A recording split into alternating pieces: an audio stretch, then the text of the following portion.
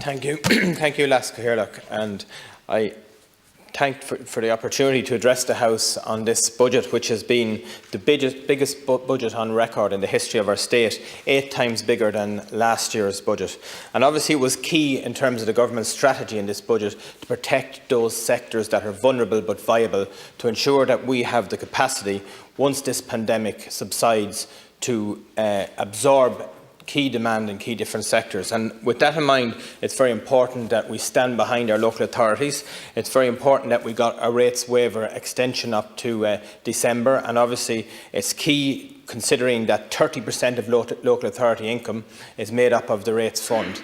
And this will give local authorities certainty into the future as they plan their budgets now in November. And also I think it's very important that we work to ensure that we give certainty to our goods and services income. It takes a huge amount from swimming pools to parking charges to run local authorities, and we need to support them in that regard. I think it is key that businesses up and down our provincial towns are supported, and this will give certainty for them. Also, we have an amount of 192 million which is going in to support local authorities through the local government fund, which is an increase of 36 million from last year.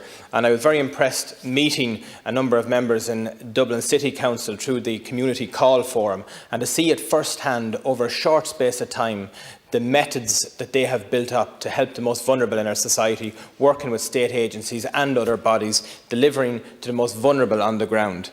It's also very important through our local authorities as well that we have an increase in traveller accommodation from 5.8 million from 4.7 million, together also with housing adaptation grants for elderly and those with disabilities, because again it's very important through a time of stress in a pandemic like this that we are backing and supporting the most vulnerable in our society, and that has to be key. Also in terms of planning, it is key that we have an increase in funding for urban Regeneration and Development Fund. That's a key fund that will unlock potential in many of our towns up and down this country, and it will give them a chance to fulfil and be ambitious through their local authorities.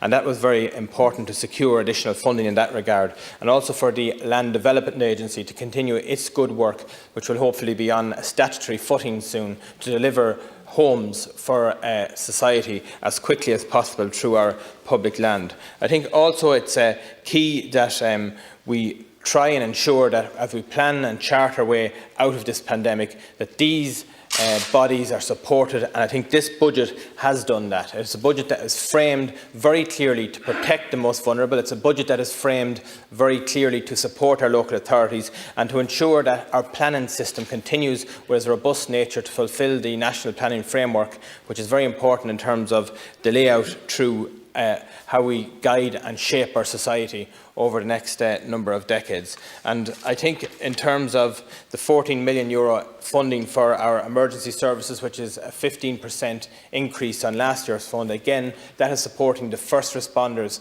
in our society to ensure that they have the resources to carry out the works and protect our society. Again, it's very important now to support first responders. So I'm delighted to get the opportunity to address the House on this budget, and also I had a great opportunity in terms of my first budget, the privilege I have to serve in this office. Thank you.